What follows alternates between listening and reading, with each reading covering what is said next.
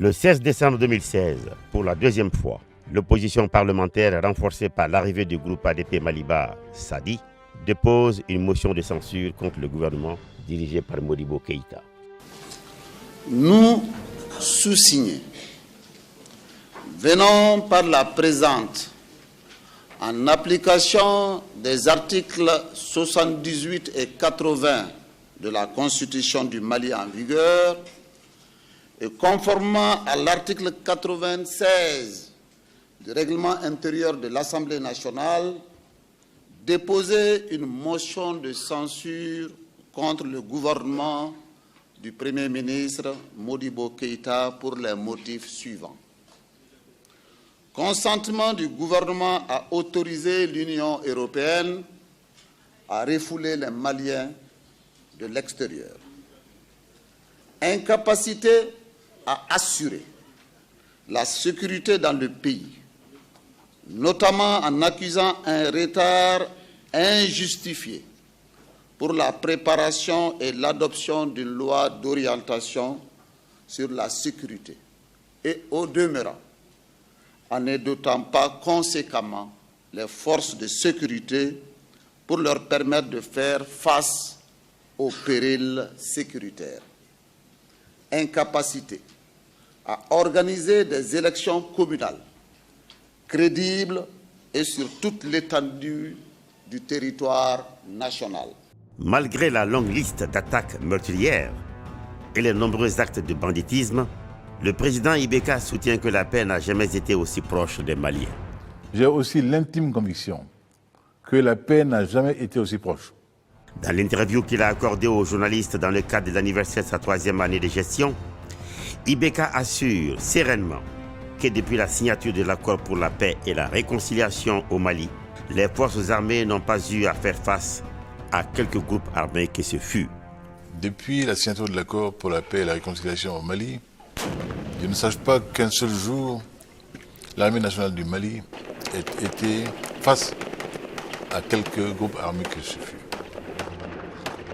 Par ailleurs, le chef suprême de la magistrature avoue son incapacité à faire fonctionner la justice dans la lutte contre la corruption. Nul dossier n'a été distrait.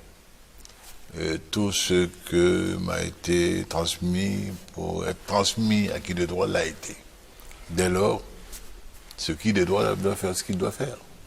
Selon le président Ibeka, à son accession à la magistrature suprême, la situation était désespérée et le Mali était dans l'abîme. Quand nous arrivions, beaucoup dans ce pays, du nord au sud, d'est en ouest, ne s'envisageaient plus comme frères, comme autres eux-mêmes, mais plutôt en chien de faïence, en ennemi juré. Aujourd'hui, on se parle dans ce pays. On peut ne pas être d'accord, mais on se respecte.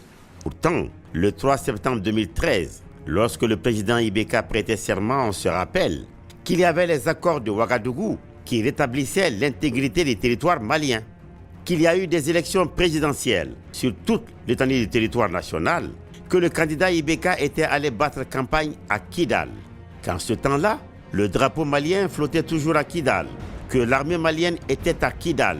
Il y a quand même la sécurité aujourd'hui, vous voyez. Il y a la MINUSMA qui est là, il y a les forces armées maliennes, il y a Serval qui est là.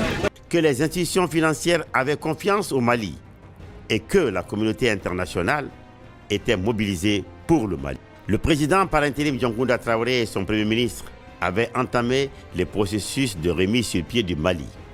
3 ans après, la gestion de Kidal est abandonnée aux groupes armés de la CMA, de la plateforme et d'autres, en l'absence de l'armée malienne.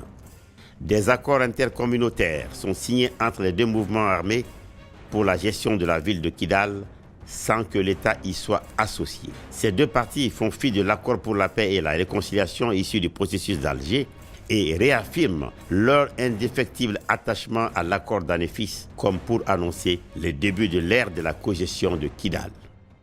L'administration et les services sociaux de base sont absents de la majeure partie du centre et du nord du pays.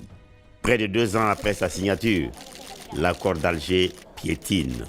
La majorité de la classe politique et de la société civile qui a toujours décrié cet accord à cause des pourparlers non inclusifs est stupéfaite lorsque le président Ibeka affirme que ce même processus a été mené de main de maître. Le processus a été conduit de main de maître.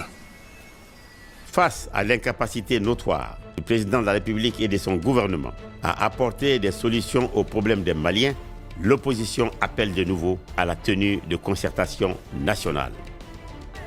Pendant ce temps, des pillages, des braquages, des vols de bétail, des trafics de drogue, des enlèvements et des assassinats sont commis au centre et au nord du pays. Ibeka est fatigué, il n'en peut plus. En 3 ans d'exercice, Ibrahim Boubacar Keïta a tout simplement atteint ses limites. Le Mali est au bord du chaos. Mais où est l'homme qui promettait de restaurer l'honneur et la dignité des Maliens? Où est passé l'homme qui jurait d'offrir aux Maliens des hôpitaux, des routes, des médicaments et de la nourriture?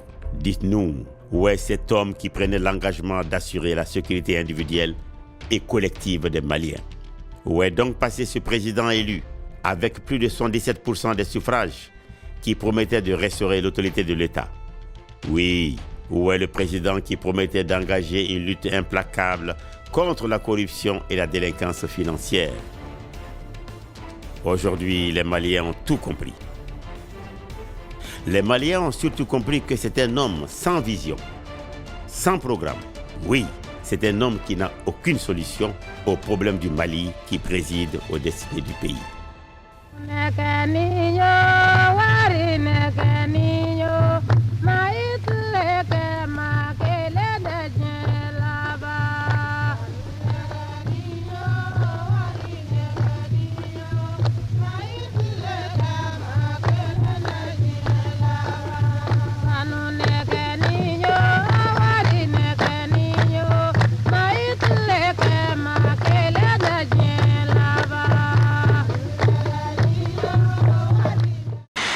Nous sommes dans des situations difficiles, mais on va s'en sortir. Mais on ne peut s'en sortir que si nous le décidons nous-mêmes. C'est aux Maliens de prendre les choses en main. Que les Maliens ne se mentent pas à eux-mêmes, que nous disions la vérité, que nous ne fermons pas les yeux par coquetterie en disant « bon, celui-là, je ne veux pas le gêner, je ne veux pas faire ». Quand ça ne va pas, il faut le dire.